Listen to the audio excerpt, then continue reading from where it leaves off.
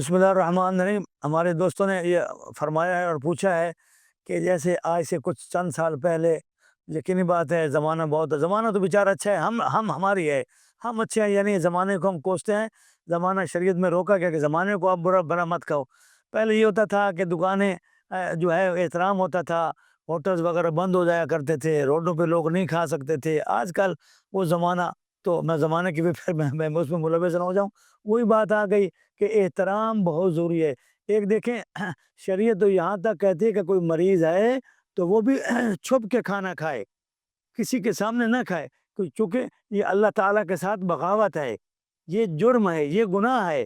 ایک تو میں یعنی اچھائی کا کام نہیں کر رہا، پھر میں اس برائی کے اوپر مصر ہوں، یعنی ضد بھی ہوں کہ نہیں میں نے تو یہ کرنا ہے۔ تو دوستان محترم، اے پاکستان کے مسلمانوں، آپ سے خصوصی اور جملہ مسلمانوں سے میں بالعموم یہ عرض کرتا ہوں، احترام بہت ضروری ہے ماہ مبارک رمضان کا۔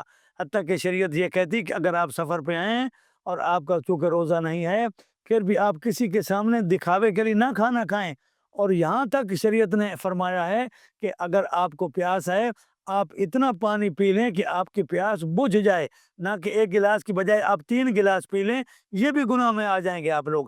اتنا کھائیں پئیں کہ آپ کا ہلکا سا پیٹ وغیرہ بھر جائے، پیاس بجھ جائے۔ احترام بہت ضروری ہے گلی کوچے میں۔ اور پہلے ہوتا تھا کہ ایک دوسرے سے کہ ہم دکھ درد میں شریک ہوتے تھے، کسی سے پوچھتے تھے، ہمسائے کو پتہ نہیں ہے، کسی ایک دوسرے کے بیمار کا پتہ نہیں ہے۔ لہذا احترام یہ ہے کہ اللہ تعالیٰ کی بارگاہ میں جب آپ روزہ اگر نہ بھی رکھ سکیں، بیماری میں یا سفر میں، آپ اوپن نہیں کھا سکتے، آپ لوگوں کو نہیں دکھا سکتے، اس کو چھپ کر کھائیں، اور اتنا کھائیں کہ آپ کا جتنی ضرورت ہے۔ انشاءاللہ اللہ تعالیٰ ہمیں اس کا اجر دے گا، جزا دے گا، اور ماہ مبارک کی برکات سے ہم لطف اندوز ہوں گے۔ اللہ تعالیٰ ہم کو برکات سے نوازے گا انشاءاللہ۔